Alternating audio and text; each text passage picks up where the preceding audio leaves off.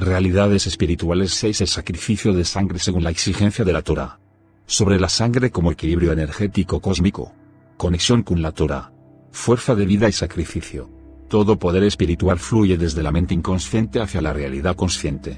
Tal y como se mencionó en pasados escritos publicados, la mente inconsciente aprovecha reservas profundas dentro de sí misma y al hacerlo atrae la presencia de otras entidades existentes en esos dominios a los que la mente puede viajar. Por supuesto, lo anterior hace una afirmación que es usualmente blanco de burlas y asociaciones vivenciales o no, tanto con credulidad, como con fantasía relativa. Existen todo tipo de entidades inteligentes en regiones y dominios invisibles a nuestros ojos, mas no así a nuestros sentidos sutiles. Conocer, ver y clasificar estas entidades en sus infinitas manifestaciones es parte de todo aquello infinito que desconocemos y de lo cual somos parte, lo sepamos o no. Estamos en constante contacto e influencia con esas entidades invisibles, lo sepamos o no, lo neguemos o no. El instrumento de contacto es nuestra mente. Todas estas fuerzas tocadas por la mente se expresan en el lenguaje del inconsciente.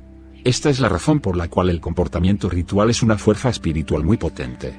Aunque en un nivel, los rituales pueden ser simbólicos, en otro nivel son conductos reales de comunicación entre mundos. Uno debe entender una regla simple.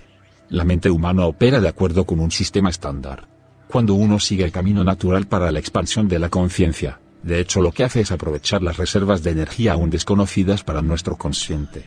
Estos poderes son completamente inherentes de la mente, pero no se limitan a estar exclusivamente en la mente. Quien desarrolla el poder de la mente puede desatar estas fuerzas y usarlas conscientemente. Queda por ver si tales poderes se usarán para bien o para mal. De hecho, cuando uno llega a través de la conciencia a atraer a otras entidades, naturalmente atraerá hacia uno mismo aquellas que son mutuas y compatibles.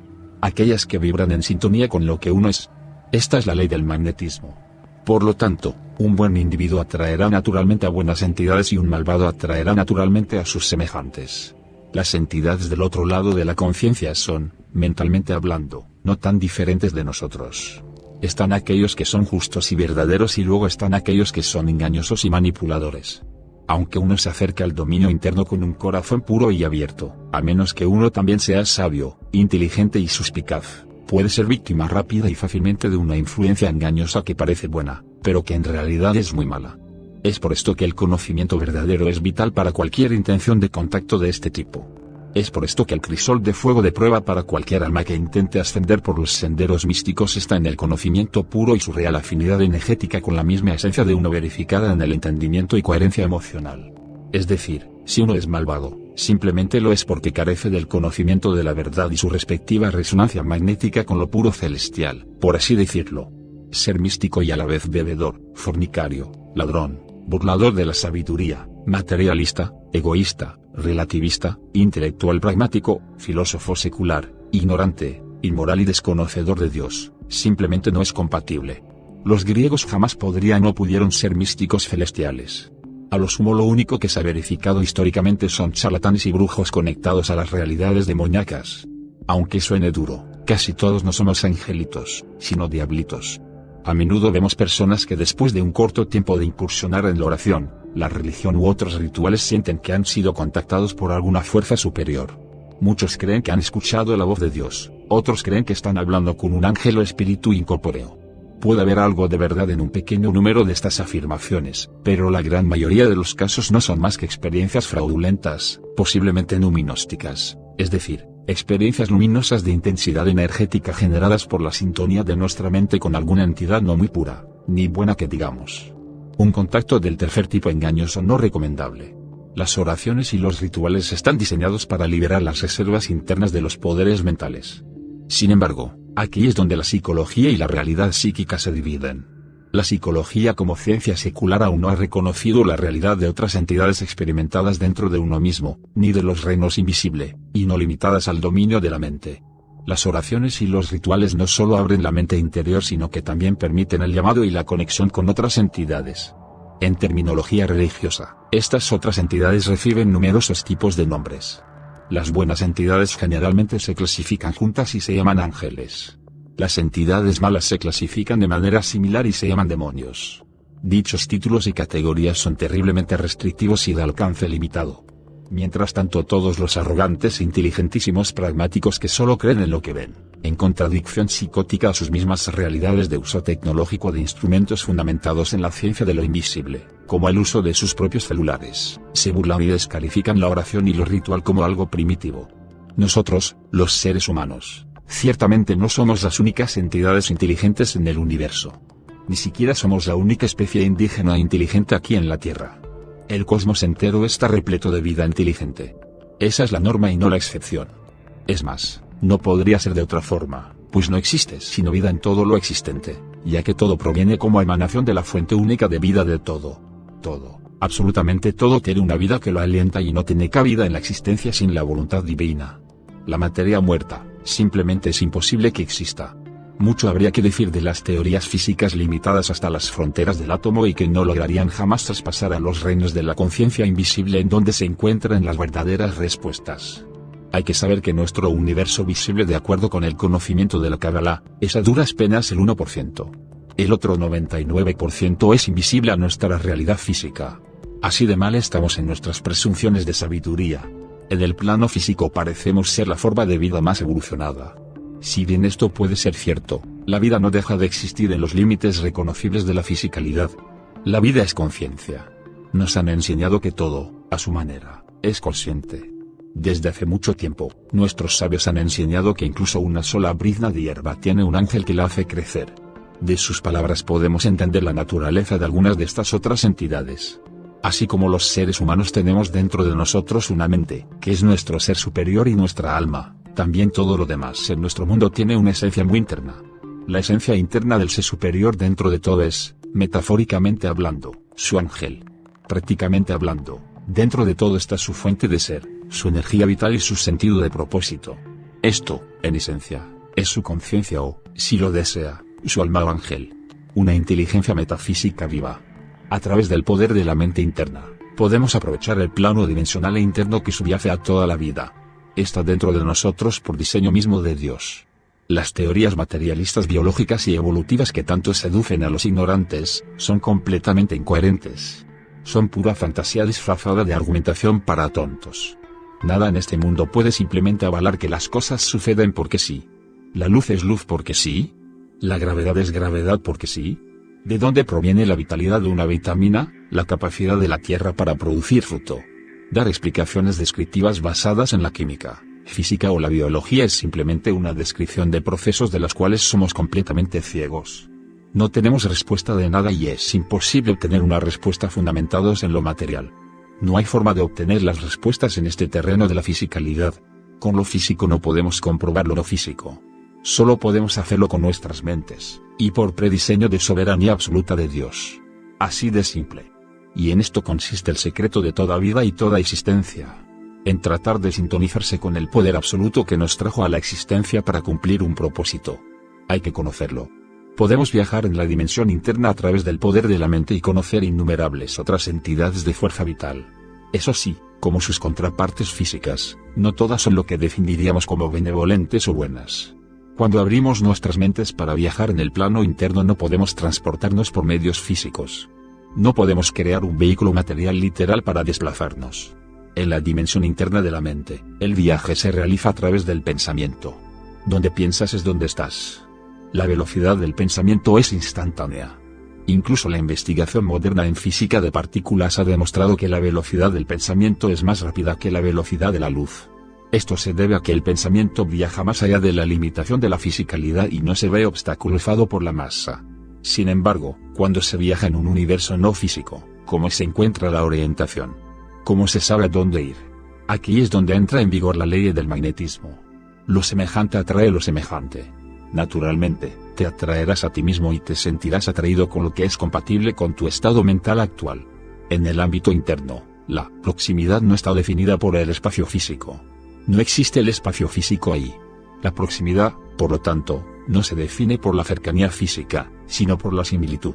Cuanto más parecidos somos, más cerca estamos. Cuanto más diferentes somos, más separados estamos. Esta es la causa subyacente por la cual el bien y el mal son tan diametralmente opuestos. En un plano donde la similitud define la proximidad, estos dos, el bien y el mal, están tan lejos el uno del otro como sea posible. Lo que es más, En ese plano dimensional, los dos no tienen absolutamente ninguna posibilidad de encontrarse o interactuar. Su propia naturaleza los mantiene separados para siempre. Esta es una de las principales definiciones arquetípicas del cielo y el infierno. Es real y debería considerarse esto a tiempo. La única forma, entonces, de que los opuestos se encuentren y posiblemente se influyan entre sí, es que existan dentro de un plano dimensional completamente diferente que les permita acceder entre sí todo el tiempo que mantengan su integridad. Es por eso que tenemos un universo físico. ¡Oh sorpresa! Esta es una de las razones del por qué existimos en un universo físico. Aquí, revestidos de un cuerpo físico, los opuestos dimensionales pueden ocultarse y moverse de acuerdo con un conjunto completamente diferente de reglas. Aquí en lo físico, los opuestos absolutos, como el bien y el mal, pueden enfrentarse e influenciarse entre sí, para bien o para mal. De esta manera, la realidad estancada y absoluta del plano interno puede ser influenciada e incluso cambiada. Esto explica la importancia de nuestro universo físico. Somos el puente. Somos la cúspide de los mundos. Aquí en nuestra realidad, todas las demás realidades pueden encontrarse y cambiar. Nuestras almas humanas vienen a la Tierra para abrazar los cuerpos y la fisicalidad para que podamos aprender, crecer y madurar. Al contrario de lo que se postula popularmente de manera distorsiva de las sentencias bíblicas de justicia y equidad en relación a que todos somos iguales, la verdad es que no todos somos iguales. Toda sentencia bíblica tiene una jurisprudencia aplicativa muy exacta y profunda, y como para absolutamente todo, también en estos términos, como con aquella que dice que ama a tu prójimo como a ti mismo. Nada puede interpretarse de buenas a primeras literalmente. Todo es dual y todo tiene dos caras para ser, aplicar e interpretar. En sus explicaciones más simples, siendo esto realmente bastante complejo y multifacético, algunas almas humanas son inherentemente malvadas. Pueden venir aquí para aprender a ser buenas. Algunas almas humanas son inherentemente estúpidas e ingenuas. Pueden venir aquí para aprender a ser inteligentes y sabias.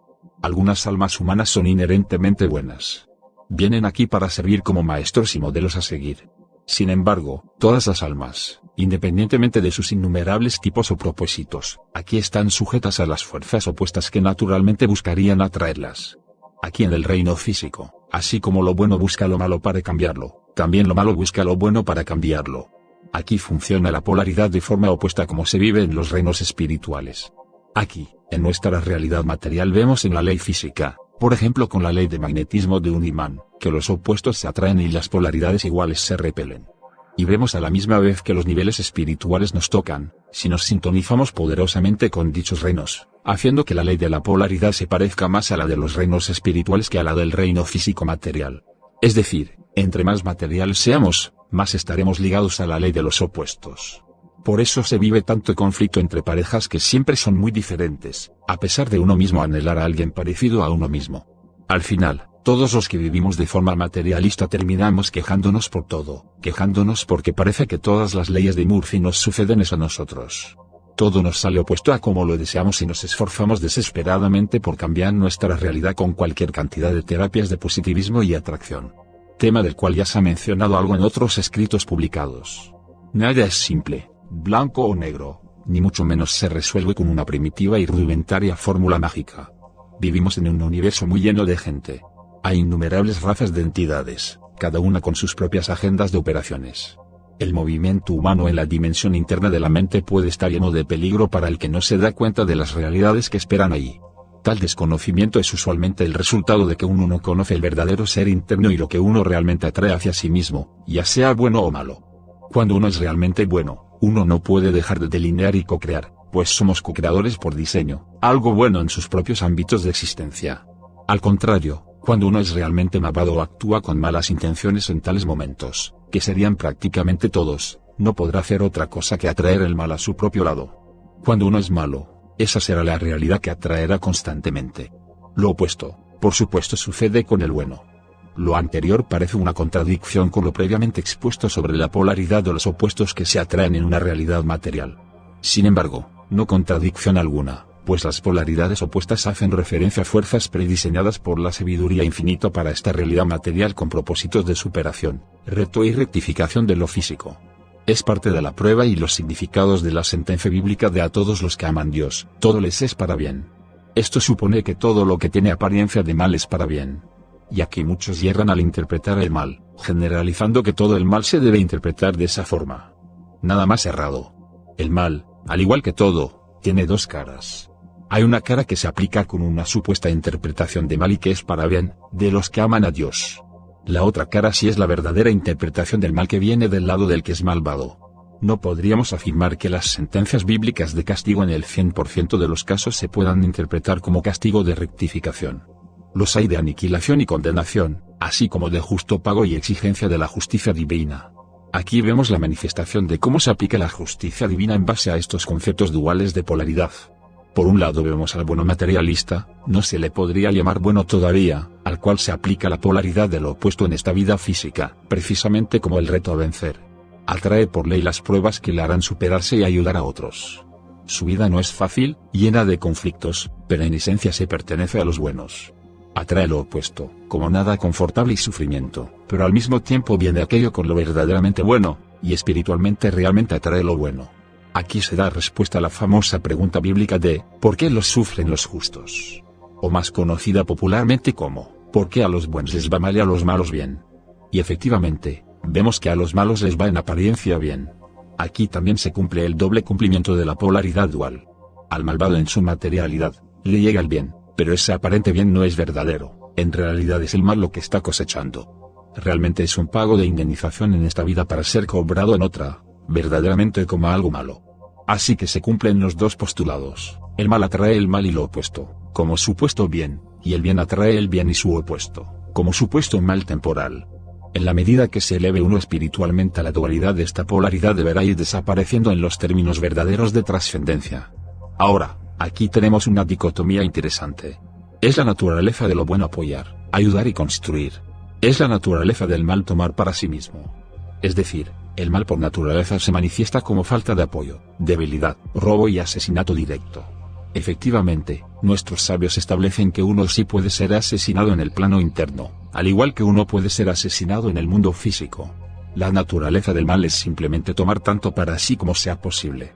Esta es la persona por naturaleza egoísta y que solo piensa en sí misma. Cuando una entidad física, nosotros, llega al plano mental en busca de entidades mentales compatibles, naturalmente encuentra a sus compañeros que vibran en su misma frecuencia. Sin embargo, uno no debe mirar esta relación incipiente desde el punto de vista de la entidad física, sino más bien desde la entidad no física.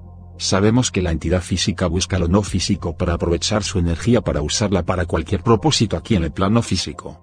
Sin embargo, ¿por qué las entidades no físicas estarían interesadas en ayudar? ¿Qué sacan ellos de eso? Las entidades no físicas no pueden ser sobornadas con objetos de valor físicos. Sin embargo, hay una cosa que es muy valiosa para ellos, la que nos mantiene vivos a ellos y a nosotros. Esta es la energía de la fuerza vital, la verdadera y única mercancía valiosa en el universo. Estas entidades no físicas consideran la energía de la fuerza vital como una mercancía digna de adquisición. De aquí que cuando una entidad física egoísta de la humanidad les pide su apoyo en una disputa tonta, lo que está en sus ojos, todo lo que ven es una oportunidad para aprovechar su posición para permitirles extraer la energía de la fuerza vital de esos quienes los invocan. La energía de la fuerza vital está en la sangre. En la Torah llamamos a esta energía Nefesh, en chino se llama Ki, Tao. Diferentes culturas las llaman con diferentes nombres. Es la fuente de la vida misma. Sin Nefesh, Ki, nada puede existir en este mundo. La cantidad de Nefesh define la cantidad de energía, el Nefesh define la fuerza, el dominio y la autoridad de la voluntad. Uno con gran Nefesh siempre dominará. Por lo tanto, la adquisición de Nefesh es una de las grandes actividades de la vida. Es la causa subyacente de todas las guerras, luchadas tanto en nuestro universo físico como en el otro plano mental dimensional. El Nefesh está en la sangre. Por lo tanto, la sangre se convierte en un elemento vital muy importante en todo contacto con el plano interno. Este es el propósito subyacente del sacrificio de animales en los rituales levíticos que se hacían en el templo de Jerusalén cuando estaban en pie. Hace mucho tiempo, el tabernáculo y la adoración posterior al templo giraban en torno al sacrificio de sangre. Hay profundas y vitales razones de esto. Y estas razones están fundamentadas en el conocimiento del funcionamiento de la realidad y del universo multidimensional. Cuando uno violó una ley de la Torah, uno esencialmente robó la energía Nefesh, fuerza vital cósmica, de una persona, del universo o, en última instancia, de Dios mismo. Para un judío, violar el Sabbat perturba el flujo natural del Nefesh. Comer alimentos no kosher hace que el Nefesh fluya de manera contraproducente. Para cualquier ser humano, la inmoralidad sexual hace que el Nefesh se entrelace de una manera que no debe funcionar.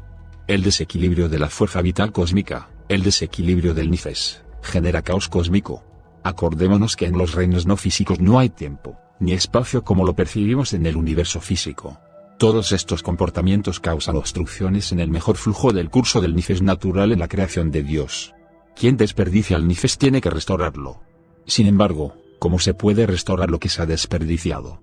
La respuesta es que uno debe dar su propio Nifes para reemplazar el que usó incorrectamente. De hecho, uno puede renunciar a sus posesiones físicas. Es así que vemos cómo un individuo puede enfrentar un serio cambio de fortuna y perder cualquier riqueza que tenga. También pueden verse afectados en sus cuerpos y sufrir un agotamiento de la energía de su propia Nifes. La manifestación física resultante es la enfermedad. Sin embargo, más allá de todo esto, la principal fuente del Nifes es la sangre. Vida por vida, sangre por sangre, Nifes por Nifes. Teóricamente, uno debería morir para restablecer el equilibrio del Nifes. De aquí la sentencia bíblica de la paga del pecado es la muerte, una sentencia que causa ira en todo aquel que niega la soberanía divina y que es completamente ignorante a las realidades espirituales. Ahora, si todos murieran cada vez que hubiera un desequilibrio de Nifes, ninguno de nosotros viviría mucho tiempo. Por lo tanto, la Torá nos ordenó un sustituto. Se permitieron sacrificios de animales. En esencia, el animal murió en nuestro lugar. Y se le permitió a su energía Nifes pagar nuestras cuentas. Ahora, a su manera, ningún animal Nifes podría igualar al Nifes superior del ser humano. El sistema está inherentemente desequilibrado. Por lo tanto, Dios subsidió en parte la restauración de Nifes y se realineó equilibrado con una dosis saludable de gracia y misericordia celestiales. Aquí surge la raíz de un debate de 2000 años dentro del seno del judaísmo es el concepto de Mashiach, de acuerdo con la figura específica neotestamentaria de Yeshua en su nombre original, Jesús como se conoce en el cristianismo, y con referencia a este subsidio de sangre. Un debate que es el meollo de toda la sabiduría escondida en la Torá y de la creación desde antes de su fundación. Es un debate que tiene apariencia de conflicto con el cristianismo, como si una de las dos versiones tuviese la razón en la verdadera concepción de todo lo que tiene que ver con las revelaciones mesiánicas que reclaman las escrituras judías del Nuevo Testamento. Aclarando que se hace énfasis es en reclamo escritural del Nuevo Testamento y no del cristianismo. Una cosa son las escrituras judías del Nuevo Testamento, sea como sea que se analicen sus orígenes, que al final dejan de ser el argumento importante, a pesar de todas las críticas y descalificaciones de traducciones y falsificaciones. Y muy a pesar, pues cualquier erudito honesto comprometido podrá descifrar las profundidades del contenido a pesar de todo y verificarlo con el legado escritural de 3500 años del pueblo judío, no obstante sus velos y contradicciones. ¿Qué podrá verificar? Tema profundo que no se tratará por ahora, pero que sí que tiene relación con todo lo que se está tratando sobre el significado de la sangre. No se está hablando de cristianismo quienes han creado una religión desconectada con su raíz y en línea general es distorsionada por razones que sin duda tienen que ver con lo aquí expuesto.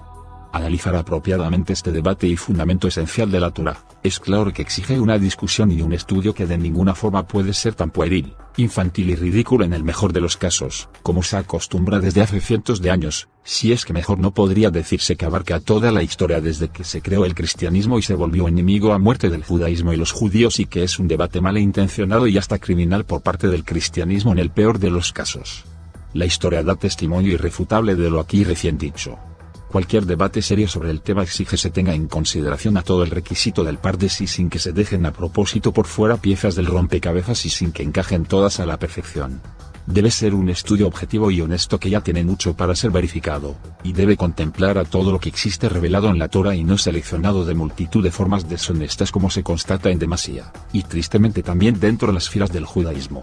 Argumentar con resúmenes e interpretaciones superficiales que no son dignas de las profundidades de la Torá es algo completamente incoherente, y sin embargo es lo que casi totalitariamente se ve de lado y lado. Pero esa es otra historia. Solo hago reseñas de un contexto que debe ser examinado en su verdadera estructura y complejidad para que no sea trivializado como siempre se ha hecho, y siempre con mala fe de lado y lado.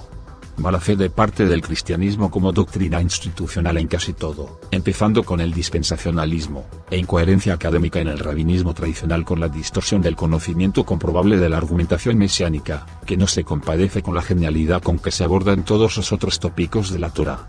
Es decir, una verdadera falta a la Torá en este exclusivo aspecto al no usar los mismos patrones de medida de estudio y lógica cuando se trata de las escrituras del Nuevo Testamento. Así pues, y retomando el tema del subsidio de sangre, el judaísmo siempre ha criticado y negado que exista dentro del judaísmo y la misma Torá los sacrificios de sangre humana. Se argumenta que es abominación para el semisetara en justificaciones bíblicas, como las referencias de los sacrificios a Moloch. Esto es cierto y falso a la vez. Cierto que las prácticas descritas en la Biblia, sobre todo lo referente a Moloch, sea abominación, pero completamente falso que no exista el sacrificio humano y la exigencia de la sangre humana como holocausto de olor grato a Hashem. Por favor, esto no se puede interpretar con los paradigmas seculares y filosóficos de nuestra sociedad. Ya se ha mencionado con suficientes menciones implícitas cuánta locura literal, subyacente e incoherencia nos define en toda nuestra realidad por falta de conocimiento de las realidades espirituales. Y realmente hay que ser honesto con la desastrosa historia humana, como para sacar pecho con orgullo ante tanto rastro de muerte, destrucción, maldad, abuso, sedicia, depravación, violencia, injusticia e innumerables más abominaciones verdaderas, para que pretendamos izar una bandera de justificación moral de nuestros paradigmas y filosofías de vida humanistas llenas de mentiras y contradicciones. Es una vergüenza nuestra historia humana y no obstante nos erigimos como jueces con derecho a juzgar lo conocido y lo desconocido, y máximo cuando tiene la firma y sello de revelación o palabra de Dios. No sabemos nada de nada, todo nos acusa como especie digna de exterminio y aún así pontificamos sobre la justicia y sobre lo divino. Aún así nos creemos Dios y pretendemos hablar con la autoridad de Dios. Esto no merecería más que calificativo de burla. Decir que no hay referencias de Torá de sacrificios humanos es falso. Por eso en este aspecto se puede afirmar que no hay honestidad en muchos de los voceros rabínicos que hablan de parte del judaísmo. No es posible que se desconozcan tales referencias bíblicas y que son explícitas. Hay una gran diversidad de estudios y aproximaciones a este específico tema. No es el propósito dar las referencias aquí. Hay mucho de donde fundamentarse y es completamente verificable. Solo hay que googlear para empezar. ¿Hay sacrificios humanos en el Antiguo Testamento? Hacer solo este ejercicio lo llevará a uno a verificar muchas referencias que pueden ser examinadas en todo el contexto. Y es sorprendente verificar lo que se encuentra. Y es solo el principio. Conclusión. Si se verifica en la Torá el derramamiento de sangre humana como exigencia del equilibrio cósmico y los requisitos de justicia. Por supuesto, y valga la aclaración, esto es válido, solo si dentro del contexto del conocimiento de la Torá. De ninguna manera es válido como práctica abominable, pagana y demoníaca.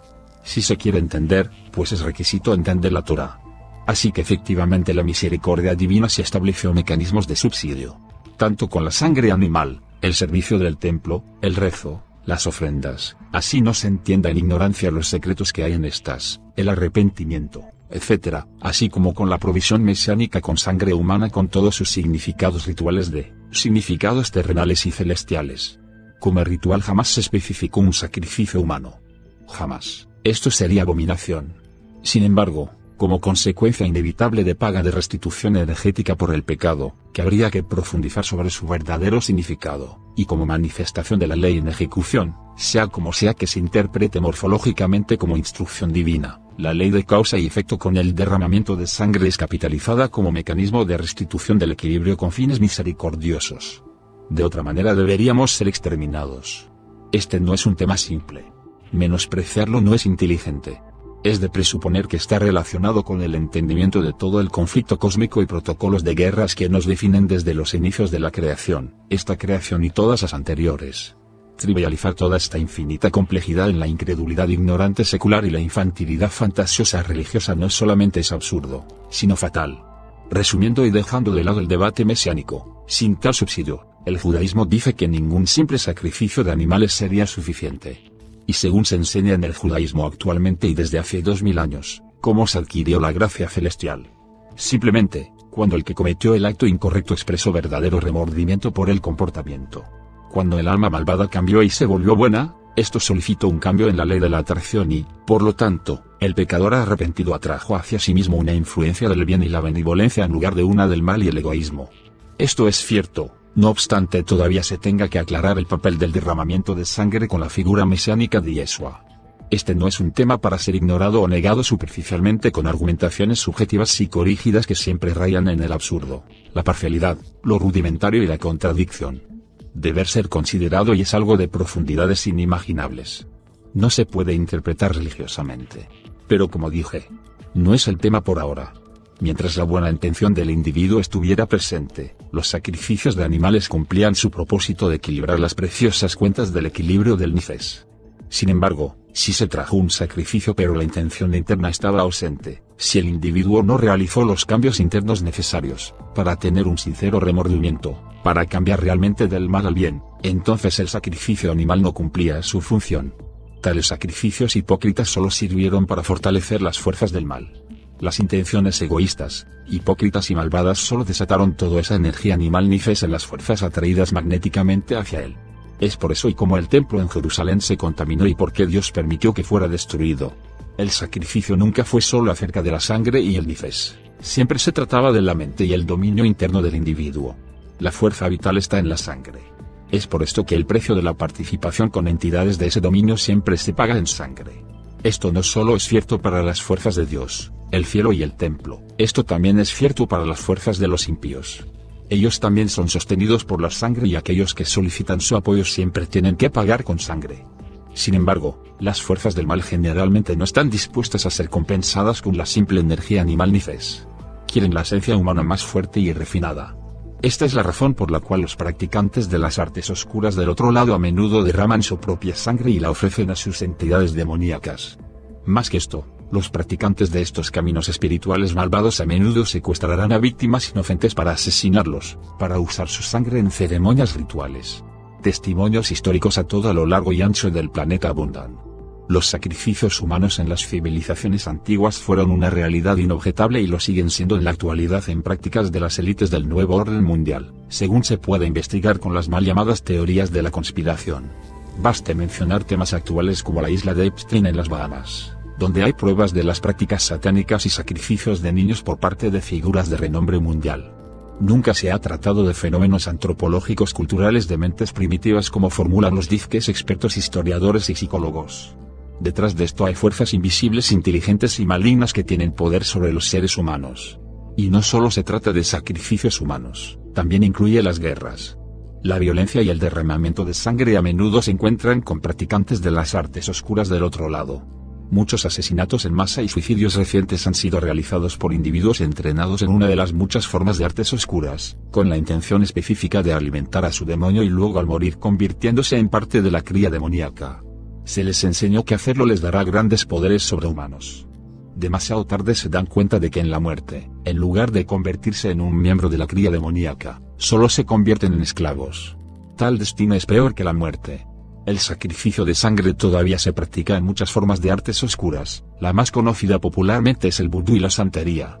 Estos generalmente se hacen con el nifes de los animales, pero ha habido excepciones a esta regla. El ofrecimiento de la energía nifes de novias a las entidades del otro lado para cumplir con un débil fetiche humano se ha practicado a lo largo de la historia, a menudo incluso en las cortes reales de reyes o en los armarios secretos de los presidentes. Tiene su poder. Es real y debe evitarse mucho. Tratar con aquellas entidades que aceptarían la energía vital nifes como sobornos de sangre es una empresa muy peligrosa. Solo las entidades más impuras involucrarían a los humanos de esta manera y los motivarían a hacer estas cosas. Estas entidades son las menos confiables. Prometen todo tipo de recompensas físicas, algunas de las cuales son bastante fáciles de proporcionar. Este tipo de recompensas se ofrecen debido a que proporcionan o abren puertas en los infinitos reinos de la mente a las entidades malignas que viven ahí. Hay que saber que el origen de toda manifestación física está en la mente. Abrir uno mismo puertas en nuestra propia mente para darle entrada a estos poderes malignos, presupone manejo de poder que se traduce en el mundo físico. Así podremos interpretar como recompensa que obtengamos poder para manipular la realidad de nuestra vida física. Obtener este poder hará que sea fácil doblegar a otra persona a su voluntad. Será fácil manipular a otro en un encuentro sexual. Se podrán conseguir riquezas, e incluso hasta supuestos beneficios de salud y rejuvenecimiento. Pero esto siempre tendrá su precio.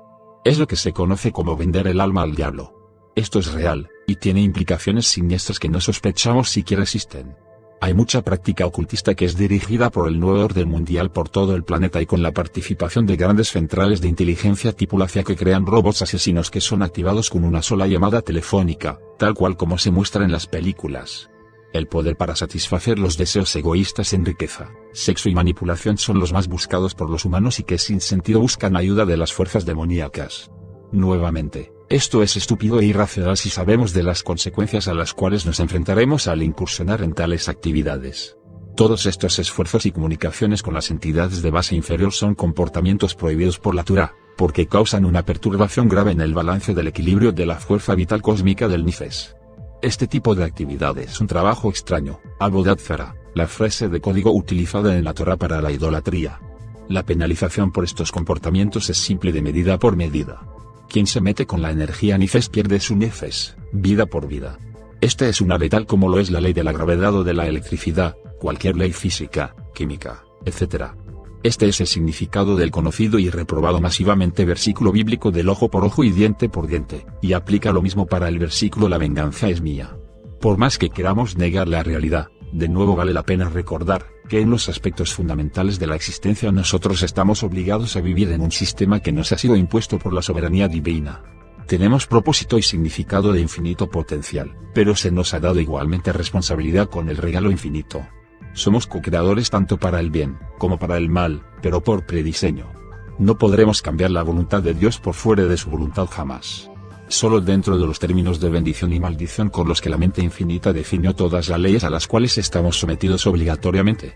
Piense lo que quiera y coseche acorde a la ley predefinida. Piense lo que quiera, pero eso no cambiará jamás la ley divina, solo las consecuencias para usted. Gandhi y todos sus seguidores podrán decir lo que quieran, ojo por ojo y todo el mundo estaría ciego. Jaja. Qué sutilezas de engaño. Claro que es verdad, pero quien imparte justicia y misericordia en su verdadera medida es Dios.